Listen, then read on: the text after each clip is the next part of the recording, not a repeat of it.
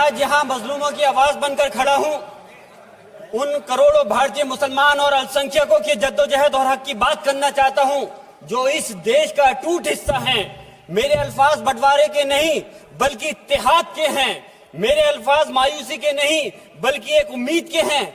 ऐसी उम्मीद जो कि हमारे इस देश को जोड़ना चाहती है। हमारे संविधान को बनाने के लिए हमारे बाबा भीमराव अंबेडकर साहब, मौलाना अबुल कलाम आजाद साहब, डॉक्टर जाकिर हुसैन साहब ने मिलकर के इस संविधान को बहुत मेहनत के साथ बनाया था। ये सिर्फ किताब की शक्ल में देने के लिए नहीं है। आज संविधान के उस पर मैं कहना चाहता हूं कि भारत का संविधान इंसाफ, आजादी और भाईचारगी की जिंदा गवाही है और ये गारंटी देता है कि नागरिक हर मजहब, जात या नस्ल पर इज्जत के साथ गुजार सकते हैं जिंदगी। लेकिन अफसोस है, एक मुस्लिम रहनुमा की हैसियत से मुझे इस दस्तावेज पर बेपनाह फख्र है जो कि दस्तावेज जो संविधान हमें इजाजत देता है। आर्टिकल 15 के मुताबिक किसी भी नागरिक को मजहब, जात, लिंग, नस्ल या जन्म के स्थान पर भेदभाव नहीं किया जाएगा।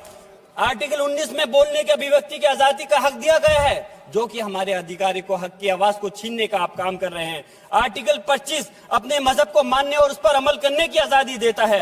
आर्टिकल 29 के तहत अल्पसंख्यकों के हकों की हिफाजत करने के लिए प्रावधान किए गए हैं। लेकिन आप तो हमारे हकों की छीनना चाहते हैं। माननीय सभापति जी, मैं आपके माध्यम से कहना चाहता हूं कि आर्टिकल 30 के अंदर अपने तालीमी इदारों को कायम करने और उनके चलाने का हक है, लेकिन हमारे साथ ज्यादती हो रही है। ये संविधान को अगर आप कमजोर करेंगे तो याद रखना ये देश कमजोर होगा, हमारा मुल्क कमजोर होगा। जो संविधान के प्रति वफादार नहीं हो सकते वो हमारे मुल्क के प्रति वफादार नहीं हो सकते। मैं उस संभल की सरजमी से आता हूं जहां पर 15 दिन पहले एक संविधान को कमजोर करने का काम किया गया। वहां पे जिस प्रकार से 5 मजलूमों की जान ले ली गई, जिस तरह से 30 से ज्यादा लोगों को गोली मारकर घायल कर दिया गया और 27 से 50 से ज्यादा लोगों के खिलाफ मुकदमा दर्ज किया गया।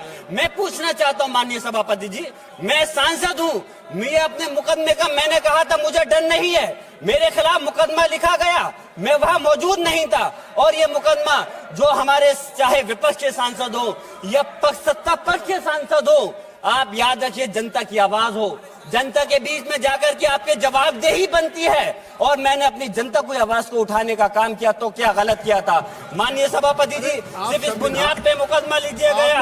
आज मैं आपको बताना पॉइंट पे बोल रहा हूँ, संविधान पर ही बोल रहा हूँ। माननीय सभापति जी, आज मैं चाहता हूँ उन लोगों को इंसाफ मिलना चाहिए जो जिन्होंने ज्यादती की है, उनको सजा मिलनी चाहिए। और आज एक इमाम को सिर्फ इसलिए गिरफ्तार कर लिया गया संभल के अंदर कि सिर्फ उन्होंने अजान लाउड स्पीकर से दे दी थी। अफसोस है कि आज हमारे साथ ऐसी ज्यादती हो रही है। माननीय अध्यक्ष जी, हमारे संविधान किसानों को मजबूती की बात करता है जो इस देश की रीढ़ की हड्डी है। 130 किसान जो 10 दिन से ज्यादा समय से जेल में बंद हैं, आप किसानों को हक नहीं दे पा रहे तो किसको हक देने का काम करोगे? मैं अफसोस करता हूँ आज पूरे प्रदेश और मुल्क के अंदर जिस तरह से हमारे लोगों की हिफाजत नहीं की जा रही। एक मॉब लिंचिंग सिर्फ धर्म के नाम पर, अगर कोई मुस्लिम है, ओबीसी है या पिछड़ा समाज का, एससी समाज का है तो नाम पूछ करके उसकी हत्या कर दी जाती है। बुलडोजर चलाए जा रहे हैं। हेट स्पीच, अगर कोई हम कुछ बोलते हैं तो हेट स्पीच करके मुकदमा दर्ज कर देते हैं। और जो हमारे धार्मिक आका हमारे सल्लल्लाहु अलैहि वसल्लम की शान में गुस्ताखी करता है उनके खिलाफ कोई कार्रवाई नहीं। मेरे पास समय कम है इसलिए तेजी के साथ में मुझे बोलना पड़ रहा है। माननीय सभापति महोदय जी, ये सवाल बंटवारे का नहीं बल्कि हम वतनों के लिए जिनका जमीर मर गया है उनके जमीर को जिंदा करने के लिए है। हम चाहते हैं इस देश की आजादी, हमारी देश की, सभापति जी बस मैं अपनी बात खत्म कर रहा हूं, 1 मिनट। हमारी देश की आजादी के लिए मैं ये कोई बंटवारे की बात नहीं कर रहा, लेकिन हमारे मुस्लिम और हिंदू समाज सब लोगों ने मिलकर के इस देश को आजाद कराने का काम किया था। आज उनके साथ ज्यादती क्यों की जा रही है? हम लोग अपने इस मुल्क के अंदर मजबूरी से नहीं रुके बल्कि हम जो है अपनी मर्जी से रुके थे। हमारी मुल्क को आजाद कराने में हजारों लाखों मुसलमानों ने शहीद हुए थे। माननीय सभापति जी, कॉन्क्लूड कर रहा हूँ से बात।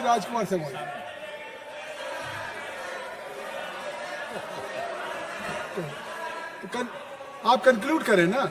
आप कंक्लूड कर ले। माइक शुक्रिया माइक है आगे। शुक्रिया माननीय सभापति जी। डिम्पल माइक मैं आ एक गया। मुस्लिम और अल्पसंख्यक रहनुमा के तौर पर मैं अपनी बिरादरी के लिए खास हक के मुताबिक नहीं करता। मैं सिर्फ ये चाहता हूं कि आईना के बाद संविधान के मुताबिक हर नागरिक के लिए जो वादा किया गया उसे पूरा हो, हुकूमत से कमजोर की हिफाजत को यकीनी बनाए और नफरत फैलाने वालों को सजा दे। और मैं अपनी बात इस शेर के साथ खत्म करना चाहता हूं जो कि हबीब जालिब का शेर है। ऐसे जुल्म सुबह बेनूर को मैं नहीं मानता, मैं नहीं जानता, मैं भी खाइफ नहीं तख्ताए दार से, मैं भी मंसूर हूं कैदो अगयार से, क्यों डराते हो जिंदान की दीवार से, जुल्म की बात को जहल की रात को मैं नहीं मानता, मैं नहीं जानता। श्री राजकुमार संगवान जी।